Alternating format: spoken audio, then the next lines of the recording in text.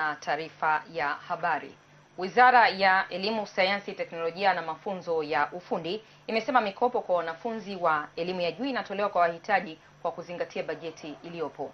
Akizungumza jijini Dar es Salaam, naibu waziri wa Sayansi, Teknolojia na Mafunzo ya Ufundi Stella Manyanya amesema hali ya baadhi ya wanafunzi kukosa mikopo inatokana na wao kutokidhi vigezo.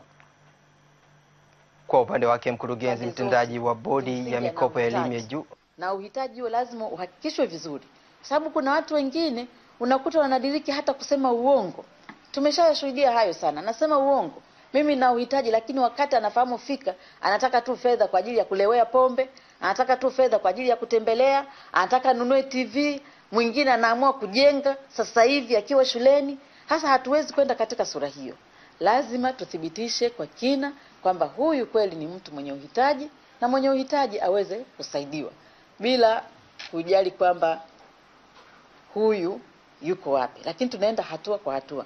Lakini ninaposema kwamba wenye uhitaji, lazima tukubaliane kwamba kama ambavyo sheria inasema kwamba pamoja na uhitaji si rahisi wote kabisa wakapata.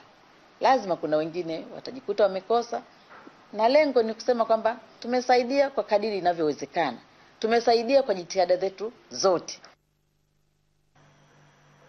Kwa upande wake, mkurugenzi mtendaji wa bodi ya mikopo ya elimu ya juu Abdurazak Badru amesema awamu ya kwanza ya mikopo imeanza kutolewa kwa wanafunzi waliokidhi vigezo, ambapo serikali imetoa shilingi bilioni 80 kwa ajili ya mikopo hiyo.